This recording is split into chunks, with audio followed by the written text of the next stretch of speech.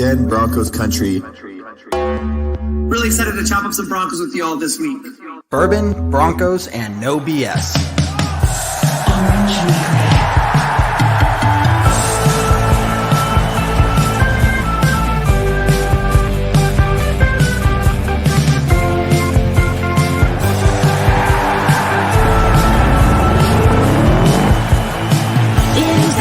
Favorite time of the week, but not for the Raiders, Chargers, or Chiefs. So grab your brews and your fantasy league. We got that blue and orange blood that you bleed. The most loyal fans there ever could be. We are that mile high Broncos country.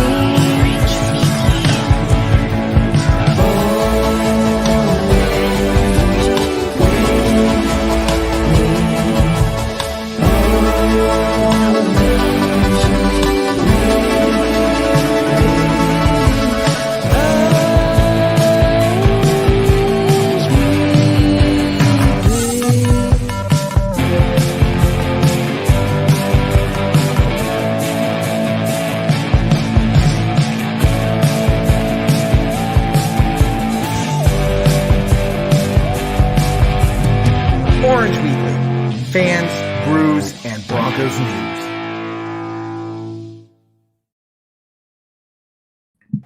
What's up, everyone, and welcome to the Broncos versus Lions post-game podcast here on Orange Weekly. My name is KevDan. I am joined here by Rob on this Monday evening, Victory Monday. Rob, how you doing? I'm doing great today, Kevin. Victory Monday is always a good Monday.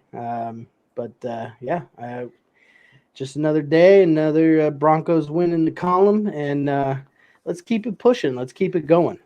Exactly. And so Rob and I are going to be breaking down everything that happened in the game, and we are live on YouTube as well. So if you're listening to this on one of the podcast platforms, iTunes, Spotify, Google Play, wherever, appreciate you tuning in. Or just remember that we do this live as well on our YouTube channel. You can check us out there for our live videos as well. I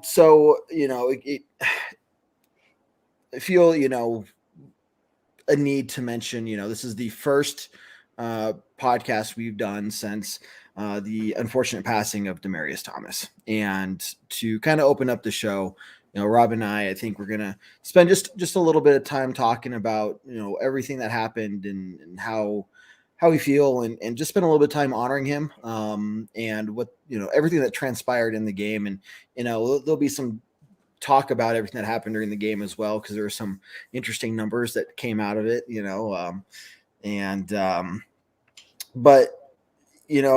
guess what I want to start by saying is, for those of you who don't know the history behind Orange Weekly, myself and the co-founder Jared really started this because we were both stuck in Florida. We were, stuck in Florida. We were stationed down there together, both big Broncos fans, and found ourselves watching the games together, talking Broncos together, and wanted to find a way to connect with Broncos Country on a larger scale. And that's really what the foundation of Orange Weekly was, through the social media, all the live platforms coming out, and being able to really feel that family presence of Broncos Country, even though we weren't in Colorado, is exactly what we're aiming for. And, I don't think I felt a stronger family togetherness in Broncos Country than I have, being at the game this last week. And it wasn't just the Broncos fans there, the Lions fans there too. There's a pretty popular picture going around today or yesterday as well of a Lions fan holding up a sign saying, "Today we're all Broncos fans. This one's for, Demaryius." So it was really touching to just see how everyone really came together, and the memorial they had out front of the stadium there for him, the moment of silence, the multiple times of chanting of DT throughout the game. Man, it just you can probably hear it in my voice already. Keep it together, Kev. Just, Keep it together. Just how touching it was, because this guy wasn't just an athlete, everything we saw him do on the field was amazing, but everything we saw him do off the field as well was just as amazing. And everything his friends and his teammates have said is, he was a better athlete or a better person than he was an athlete. And that just speaks volumes to who he was and the type of person we lost. So I know that's not the normal way we open up a post-game podcast after a victory, but, I wanted to share some thoughts and just kind of, give you a chance there, Rob, to share some thoughts as well, man. Yeah, no, absolutely. I felt compelled to have you post a video of just a farewell message to Demaryius Thomas. He was definitely one of the GOATs. Peyton Manning, all of his former, teammates, all had nothing but positive things to say. He was definitely lost too soon. And I didn't realize, and Orange Weekly, don't shame me for this, but I didn't realize how much he did off the field. Once I kind of started looking in. I mean, I knew, he did, some charity events and things like that, like Von Miller, etc. But he was definitely one of those guys, very humble. When he had a bad game, he took it on the chin like a champ and always came out the next game better than he did before. But he was one of the greats. And I was watching the game at the local place that I watch it here, where I live here in Southern Utah. So unfortunately, I didn't get a chance to watch the tribute video or anything. I didn't, to be quite honest, I didn't even understand what the first play was. But we'll get into that. Yeah, we will. I definitely wore my Thomas jersey. I've had my Thomas jersey out. And I may, after this podcast, I may never wear this jersey again. I may get it framed. I may hang it up. And I've told this story before. My dad and I went to a game in Denver the week after Denver traded him to Houston. And, and even being on a different team, Broncos Country still showed him respect. And, he's definitely going to be missed. And yeah, it's really a shame, but, he definitely was one of those guys that was a better person, off the field than he was a player. And rest in peace, DT. We'll miss you, bud. Yep. Here's to that, man. And and thinking about it, DT would want us to be having fun talking about this win, and so I don't want to spend too much time focusing solely on this. I'm sure wherever he is right now, he's celebrating the win as well. Him and Pat Bolin are up there, slamming beers together. Good time. Out, And so, in the spirit of DT, and not to make it seem like we're just all of a sudden moving on, and we're saying this just because we feel like we have to. The purpose behind the show, and this whole show, in fact, all of this week's episodes of Orange Weekly are dedicated to DT. But with the spirit and mind of him and wanting to celebrate football and the football family that we have. So keep that in mind as we're going through today's show. Let's come together. Let's have some fun. Let's talk some football, and just keep DT in your hearts and mind as we go through this. So, okay, Rob, let's start this as we always do, and just go through our thoughts. Other than the DT stuff, thoughts of what was going on in our minds before the game. How are we approaching this game mentally? What were your thoughts, concerns, excitements, anything like that? Well, I feel like a broken record, and unfortunately, it's been like that since last year. But as we all have said, me, you, John, Jared, everybody, it was which team was going to show up today. Granted, the Lions at the time were 110-1, but on any given Sunday, any team can beat anybody. So I was definitely a little concerned. I was definitely concerned about Pat Shurmur doing Pat Shurmur things, right? Which he did, and we'll get into that. Yep. But I was excited. I mean, obviously there was an undertone to the game, but I was hopeful. I thought we did well. Right out the I don't want to say right out the gate. I mean, kind of right out the gate, but that was definitely my concern and my thoughts before the game was which team was going to show up. Was it going to be the dominant team that beat the prolific number one offense in Dallas, or was it going to be the team that showed up against the Eagles, that showed up against the Chiefs, which we held to pretty decent offensive numbers, and we just beat ourselves. So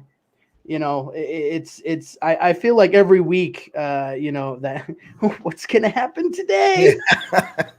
You never know. And I guess it adds a little bit of excitement when you put it that way. You're just like, I don't know what's going to happen. I don't even know what version of my team is going to show. It's not just kind of how's the game going to go. It's what version of my team is going to walk onto that field today, and that adds just a whole nother level of, I guess, anticipation for these games. You call it anticipation. I call it fuckery. That's pretty much, dude. That's exactly what it is. That's exactly what it is, man.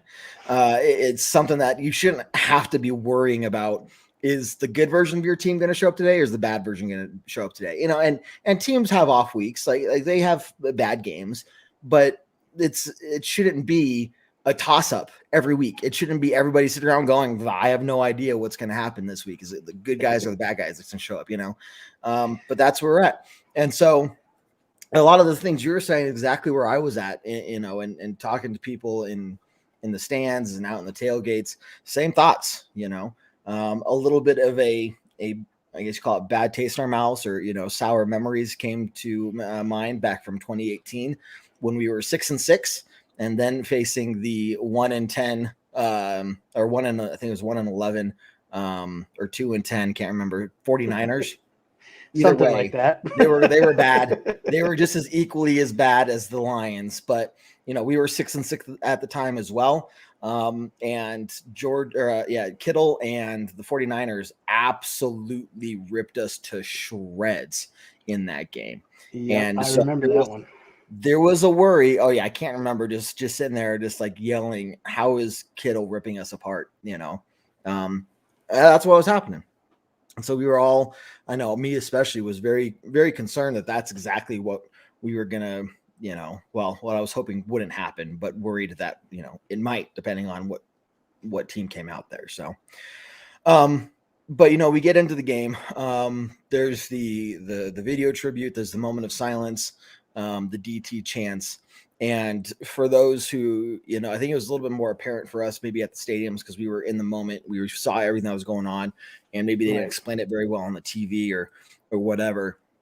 But to start the game, Broncos lost the coin toss. They elected to receive, the Lions were elected to defer. So the Broncos got the ball first. The guys went out there in a 10-man huddle, and they left the X receiver on the sideline. So Sutton stayed on the sideline because that's the position that Demarius played, was that X receiver. So they lined up, and in a very, very, very classy fashion. Obviously, this was coordinated before the game, but it was very classy to see. We took the delay of game penalty, not enough men on the field, and the Lions declined that penalty. So just one other very, very classy and emotional moment to really start the game and kind of put the game in perspective for everybody. Past that, what we saw was the Broncos move the ball down the field fairly effectively. But Rob, if you remember this, they kind of stalled out a little bit. And we kind of got lucky on a really iffy pass interference call on, I think it was third down there too. Yeah, no, absolutely. Like I said, like you just said, they started out strong, and then, they started sputtering, and I was like, shit, here we go. For the record, I did not get yelled at this time or talked to about keeping my volume down a little bit, which was good. At the same time, I was worried. So we did definitely get lucky on that pass interference penalty. But yeah, I mean, we started out strong. Melvin Gordon running the ball, Javonte Williams being a beast as always. Mhm. I'm still disappointed that Tim Patrick had a good catch across the middle, but we still are not using our 6-foot+ fucking receivers, Mhm. and it's Nope. so frustrating. Patrick with 2 receptions for 21 yards on 5 targets. Sutton 1 reception for 9 yards on 2 targets. So, yeah. I mean, it's sad when our tight end is our leading receiver. 4 Mhm. receptions for 51 yards with 4 targets, and his longest was 32. Mhm. But then you look at the run game. Melvin Gordon had 24 carries with 111 yards, 2 touchdowns. Shout out to Melvin Gordon. Yeah. Javonte Williams right behind him, 15 carries, 73 yards on, and 1 touchdown. I just don't understand Pat Shurmur doing Pat Shurmur things. Right. It's a number of times incredibly frustrating, and I'll get to the one I have in mind here in a little bit. But what I want to ask you is, let's say that we didn't get that pass interference in our favor on that 3rd down that kept our drive alive, that led to our touchdown. We would have stalled out. I mean, we were in field goal range, and I think McManus would have made that. I mean, he did make that 52-yarder later on, right before the half. But starting off with a field goal, against the Lions, I mean, that as close as it was at halftime already, I think 14-10. That could have been a pretty big deal, man. I'm really glad that you brought up that field goal, because had it not been for that fucking field goal, I would have guessed the score right again 2 times this season. I said on the pregame, I said 35-10. I want to see a 30 burger on the Lions, and these sons of bitches scored 38. How dare they? So close. How dare the Broncos put up more points? God. Well, shit. Come on. I knew I should have said 38. I knew it. Maybe next game. You'll get it next game. I don't know. Well, what? We got the Bengals next, and then we got, what is it? Chiefs, Vegas. Raiders, Chargers? Or no, Raiders. Chargers, Chiefs. Yeah. Yep. So, gosh damn it. 1 home game, 2 away games, and then back at home against the Chiefs. I was more mad about that than anything. I was like, come on. You're doing a little too well today, okay, guys? Like, pull it back just a little bit. No, but hey, I'm thankful that we got Money McManus, because 9 out of 10 times he's gonna hit that field goal from damn near anywhere on the field. Yeah. I know he's frustrated because we don't kick a whole lot of field goals. But yeah, I mean, had we gone up a field goal against the Lions there on that first opening drive, I don't think we would have won 38-10. I think, like I was telling you before the show, at going into halftime, I was concerned, because I was like, this game is way too fucking close. Yep. Way too close for comfort. But hey, they do have some studs on that team. Yeah. And like I said, you cannot overlook any team in the NFL, with the exception of maybe the Jaguars and maybe both New York teams. Yeah. And I guarantee if I have some family back east that sees this, I'm going to get a whole lot of hate, and it's fine. That's it's fine. Everything's fine. But yeah, I was definitely concerned. Sure. For sure. One area that still concerns me, and I think at this point it solidifies all my thoughts about him. Vic Fangio needs to have that challenge flag taken away from him. Somebody needs to go up to him at the beginning of the game. Well, say, give me the flag. Give me the flag, bro. You're not holding this anymore. You lose the flag privileges. Okay, you don't wait. get to anymore. okay, this doesn't happen, but I'm almost gonna defend Fangio because wait, hold on. I am not drunk enough for this. Well, finish that one and get another one. Granted, yes, you were at the game. I don't know where your seats are at, but when you saw it live, when you saw it bang bang, even my buddy sitting next to me, who was also a Broncos fan and follows us on all our shows, social media. So make sure you give us a like and subscribe on YouTube, Facebook, Twitter, Instagram, the whole nine. But even he said, no, that's a fumble. That's a fumble. And when you saw the replay, you were like, that's so 50-50, when they slowed it down. But when you saw it real live, you were like, no, there's no way. That's our ball. Mm-hmm. So, I kind of defend Fangio this week just a little bit, but at the same time, due to his previous faux pas, if you will, I will not. Faux pas is a fancy word for fuck up, okay? But yeah, I when you see it bang bang, you were like, that should be our ball. But then when they slowed it down, you were like, damn it. Yeah, and so my thing with that is whoever's in the booth telling him to challenge it or not should get that better view before, telling him to throw that flag or not, unless the Lions are rushing up to the line, to snap the ball and Fangio doesn't have time, in which case then he has to make that split second decision before getting a better look. That didn't seem to be the case this time. And yeah, when you slowed it down, it was very just not a fumble. So I think it's one of those things where if this was a once in a blue moon thing, okay, like bad call, like you tried, and we were up by a lot at that point, like 24-10 or something. I don't know, like, significant amount, 27-10. So it wasn't like killing us or anything, but it was just more the point of the matter of, first off, you're up 27-10, dude, just hold on to it. Like I don't know, lots of things there. And,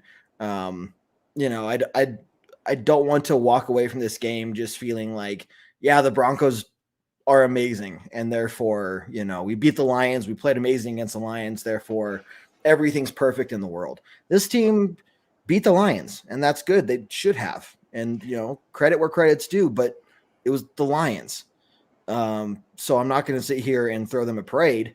There are still areas they need to work on. And you talked about the receiving earlier. I think Fangio and his challenges and game management still are big areas of concern when we get to these bigger games. The next 4 games are much bigger games than this last one was. And is that going to bite us in the ass? Probably. Yeah. I mean, I feel dirty even saying this, but thank God the Chiefs dropped a 40-50 burger on the Raiders. Right. I started watching that game, and then like after the first quarter, I was like, "This ain't even a game. This ain't even a game. Like this is ridiculous." But yeah, I mean the next 4 games, 4 games, are definitely going to be important. We got the Bengals coming up next, and they're a good team too. I mean, they got plenty of talent, but they're beatable. They just lost.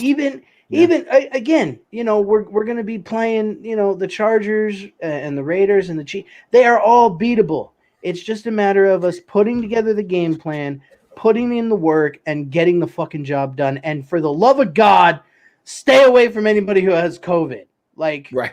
We don't need any more of that bullshit or the flu. Right. I feel like this game may have been different had the Lions not had so many people out with the flu. I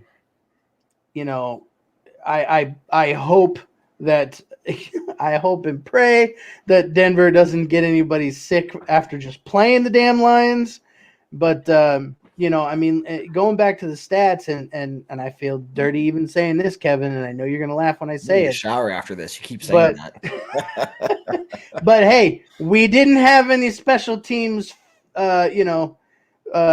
shit happen. So yeah, thank God for that. But I'm still want Tom McMahon fucking gone. I'm telling you, he's gonna be around, man. New owner's gonna look at Tom McMahon and say, "I want you here more than anybody else." I will kick George Patton right square in the nuts. And I mean that with the utmost respect. Right in the nuts. I will break out Cartman in all kinds of ways. Don't even start. Oh, geez. Okay, well, hey, really quickly, guys. Look, we're talking about all these upcoming games, and there's still a lot to talk about. I know this time of year, for me anyway, it feels like we should be a lot closer to the end of the season than we are, just because of the timing of the season and that additional week that they've added to the season this year. So we still got a lot of stuff to talk about. There's still a lot of action-packed, high-scoring NFL games that are going to be coming down the pike. So make sure you go check out DraftKings Sportsbook. The latest no-brainer is that you will be a winner once a single point is scored in a game. So new customers who bet just $1 on any team to score can win $100 in free bets. It's really that simple. If Sportsbook isn't available in your state yet, you can still get in on the NFL action. Everybody can play for huge cash prizes all season long with DraftKings daily fantasy sports contests. And DraftKings is giving all new customers a free shot at millions of dollars in total prizes with their first deposit. Now, here's what you need to go do. Download the DraftKings Sportsbook app now. Use promo code TPPN. Bet $1 on any team to score, and you win $100 in free bets. If they score, you score with promo code TPPN this week at DraftKings Sportsbook, an official sports betting partner of the NFL. Must be 21 years or older in a state that allows sports betting. New customers only. Minimum $5 deposit and $1 wager required. One per customers. Restrictions apply. See DraftKings.com/sportsbook for details. If you have a gambling problem, please call 1-800-GAMBLER. I know a couple people that need that number. Oh yeah, and who's that? I'm not gonna say it. I'm not gonna say it. But hey, if I get on there and I bet on Kansas City to score, is that bad karma? Okay, so we'll revise it just a little bit. I did bet on Kansas City to win against the Chiefs, and you didn't win against the Broncos, and you didn't walk out a millionaire. Well, I mean, I didn't bet a ton of money, but the previous 2 times in the season that I bet on the Chiefs to win, they lost. So I was like, okay, well, I'm going to, this juju seems to be working. I got my lucky socks on. I'm going to put some money on the Chiefs to win, and I'm really hoping I lose this money. And I ended up coming back with some money in my pocket. So I guess whoop-de-doo. It didn't work. I really tried. I put money on the line for the Broncos. We tried, damn it. We tried. The offense did not get that message, though. Maybe next time I'll be like, I have money on you guys losing. Like, you need to go out there and prove me wrong. And it's funny that, we're talking about betting. And I apologize if I brought this up in the last show, but I have a friend that is a Lions fan.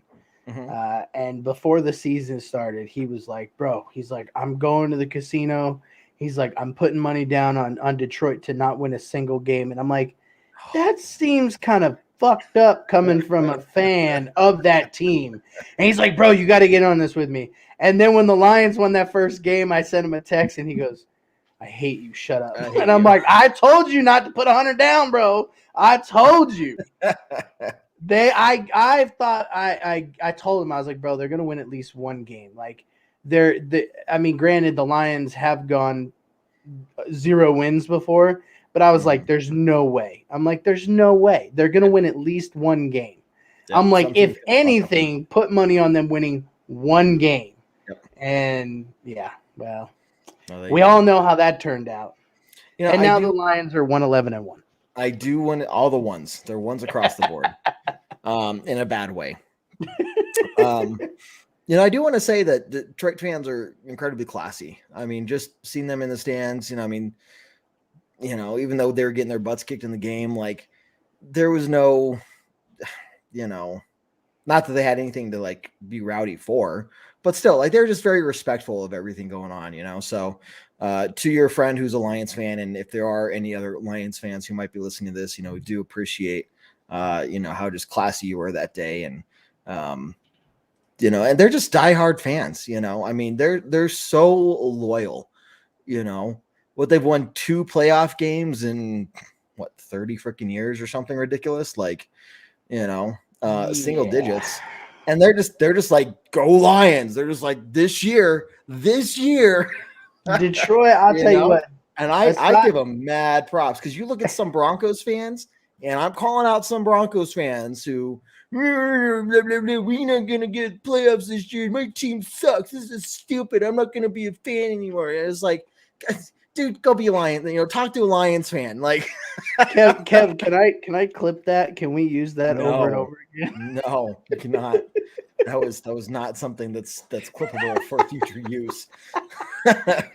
I'll be honest. Have my consent. I'll be honest. Aside from Denver fans as being as loyal and diehard as they are, Detroit fans are just as fucking loyal, because Detroit fans and Browns fans. I mean, Browns are actually doing well now, but still, like, I'm telling you, man, they are just Detroit, and I'm just like, all right, bro, go kick, support your team. I'm gonna go back over here and have a shot. Thanks. Cool, thanks. I'm out. And I'm out. Mic drop. Yeah, man. So I got to give them credit. So it's got to be tough being a Lions fan, but they're all about it. So, all right, back to the game. So we talked about everything pretty much up to halftime. There were definitely concerns at halftime. The game was a lot closer than we thought. And then the second half, more than anything, the defense came out swinging.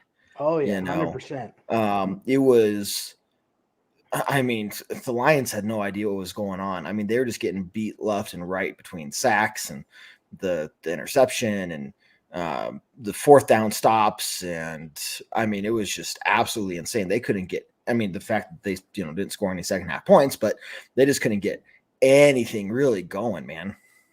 Yeah, no, absolutely. We held Goff to, and I feel bad even saying this, but we held Goff to 24 of 39 for 215 yards, 1 touchdown, 1 interception. He got sacked 2 times, and I believe the number after the sack is he was hurried 17 times. So our front defensive line was in the backfield trying to get to him every single play. Mm-hmm. But Teddy, I mean, I feel like he should have done better, but he was 18 of 25 for 179 yards and 2 touchdowns, no interceptions. I think that was the big thing of the game offensively. He did get sacked 1 time. It was hurried 5 times. But I mean, again, it's the Lions. It's when you play teams like this, it's hard to be like, oh, they had a killer game. They had all these great stats. And it's like, look, we did what the fuck we were supposed to do. Right. We beat a 1-10 team, and we beat them handily. Hey. They are 1-10-1. Thank you very much. Sorry. Okay. You're getting me back because I corrected you, Kevin. I get it. You're keeping me humble. You're keeping me honest. I appreciate that. But, and I mean, like I said, man, we did what the fuck we were supposed to do. Mm-hmm. They still had their leading rusher had 83 yards, which in my opinion is too damn much, but what are you going to do? But their defense, their defense was okay. I still think that they have a lot to work on and to build towards, but so do the Broncos. And moving on to the Bengals, we got to come up with a good game plan. I mean, Jamar Chase, let alone is their number one offensive weapon in my opinion. Yep. Easily. Mixon.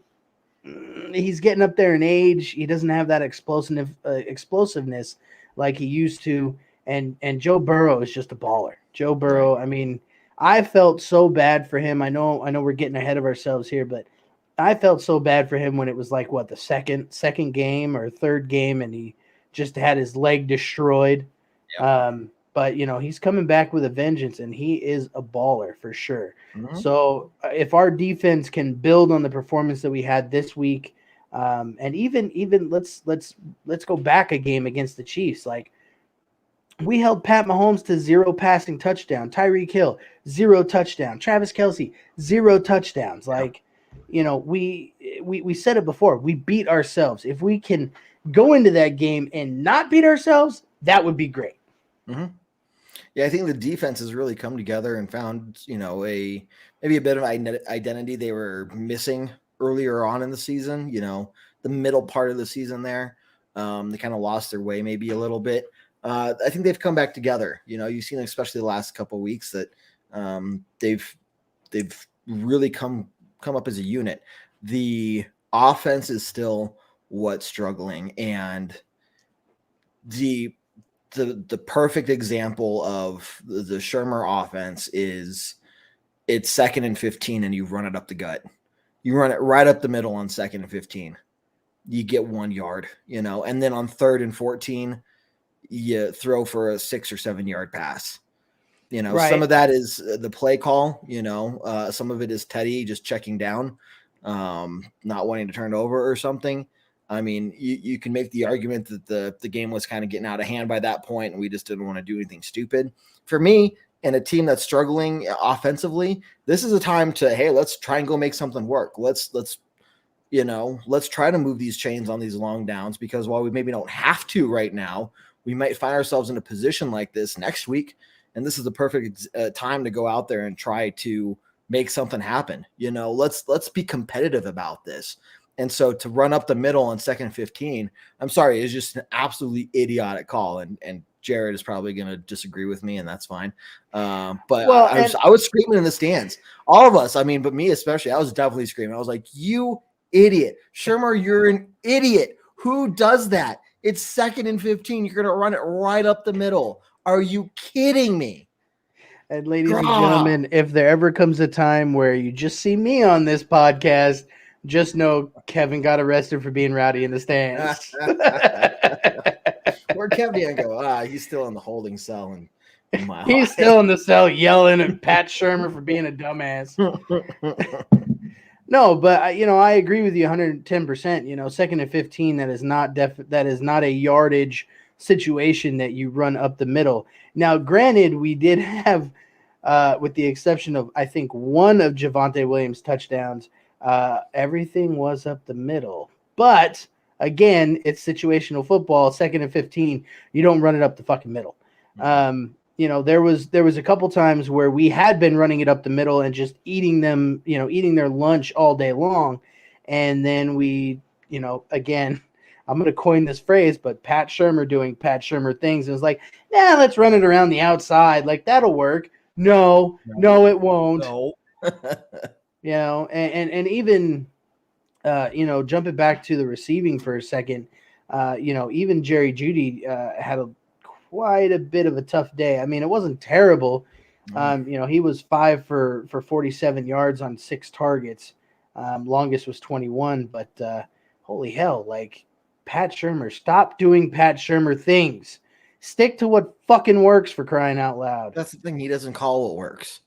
And so there's a combination of poor play calling, but there's also a combination of execution. It doesn't matter if you call the perfect game if the players that go out there and don't execute well.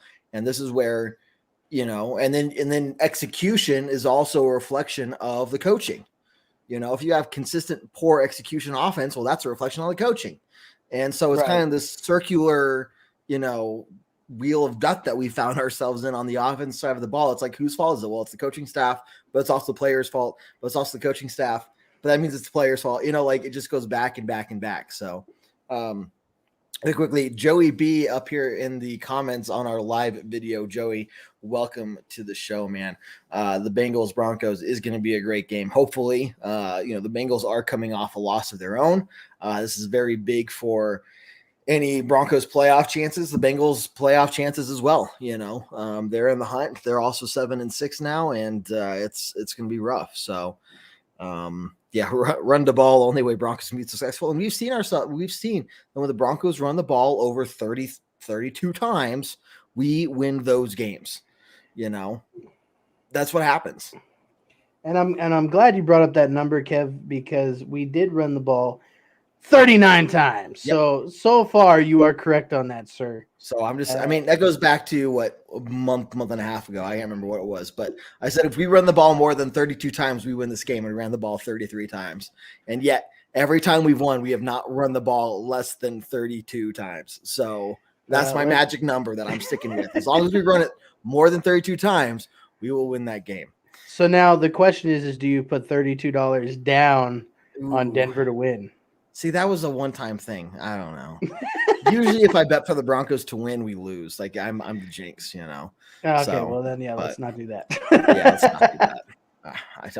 I'm usually the bad luck charm when it comes to that. So, look, it's going to be an interesting game for sure. And we have a lot more to talk about. Make sure you all check out the pregame podcast. They're going to talk about all the matchups and give you a much better in-depth idea of what to expect for the Bengals-Broncos game. As we wrap this up, I do want to kind of re-hit, the end of the game there. Very, just maybe just as emotional as the opening of the game.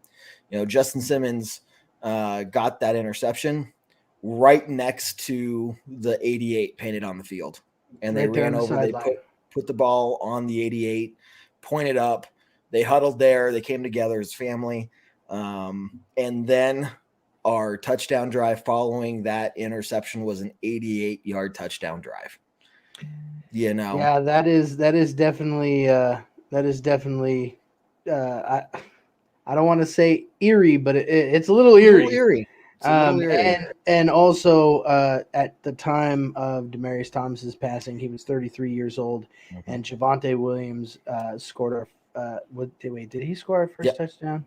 Yeah, and he does wear the number 33. So a lot of very I'm just saying very coincidental numbers, if you will, out of this game. But yeah, that last one, 88 yards, that was DT all the way. Yeah. The whole thing meant a lot there at the end, especially just having it all come together. And then again, leaving the game, everybody's chanting DT and, in the corridors, the steps down the stadium and stuff in the hallways and everything. And so this team has a lot to build off of, this last week. I think this was very therapeutic for Broncos Country, for the players that knew him.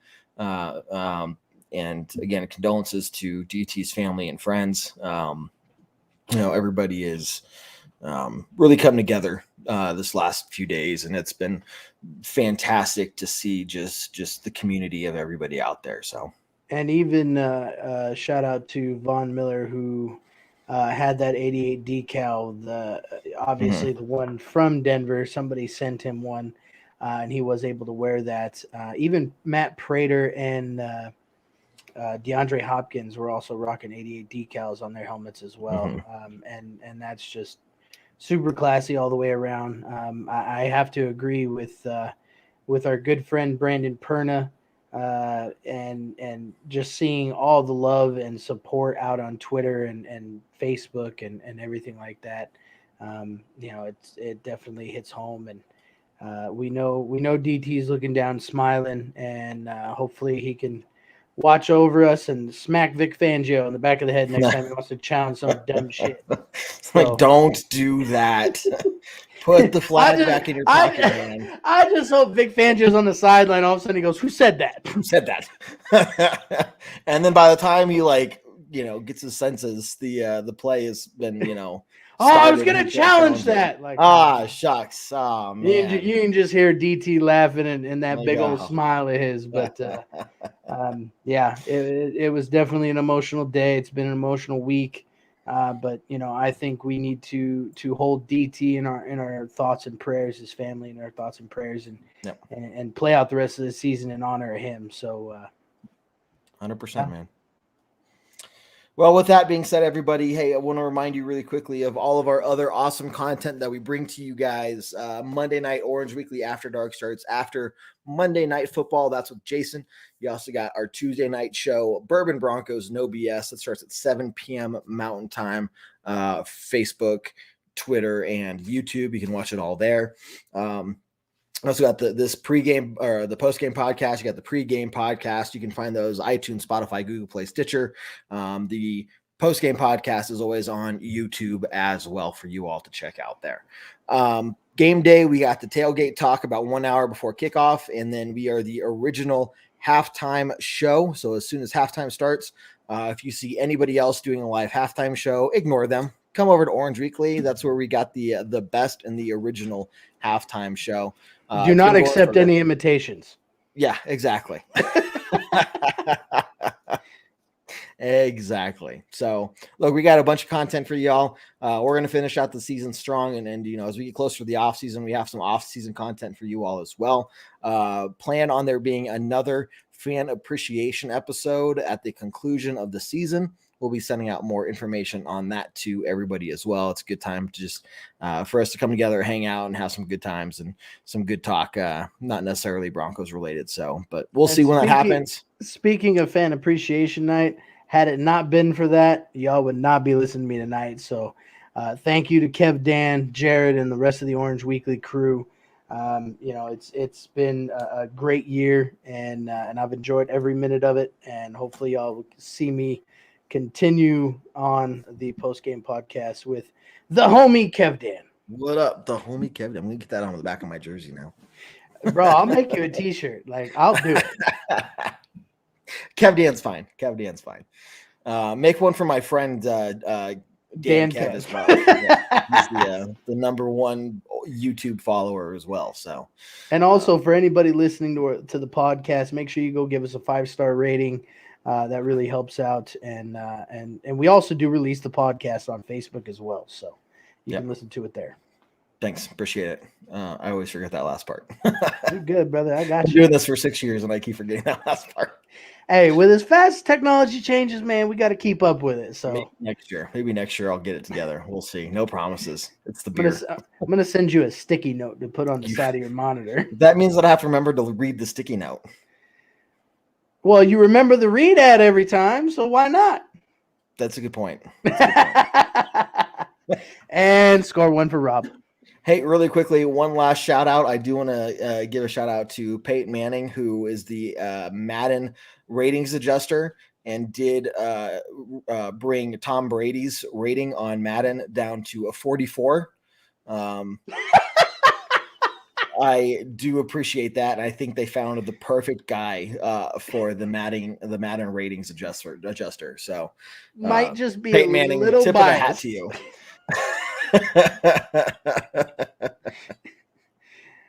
If you missed that did happen.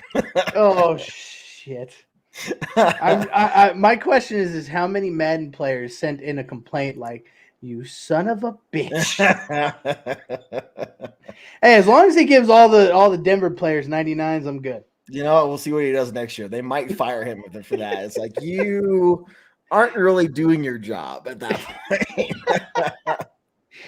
Oh, that's hilarious. I thought that was all a joke. I'm gonna be honest with you. I was like, I'm pretty sure that actually happened. Like, I'm pretty sure that's legit. Oh shit. Hey. Okay, Rob, thank you very much. Everybody else is listening. Thank you very much for tuning in. It's great as always. The Bengals are up next. Tuesday night Bourbon Broncos, no BS. Make sure you check that out. All of our other content, make sure you check that out. We'll be here, and Rob, nothing else to say other than our usual, very strong.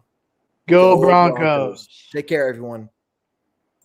What I like, yeah, I do what I like, yeah, I do what I like. Sipping goose, if it's right, and I go with the flow, yeah, I go with the flow, yeah, I go with the flow, cause I know I'm the show. In the zone, here I go, in the zone, here I go, in the zone, here I go, yeah, they know I'm a pro.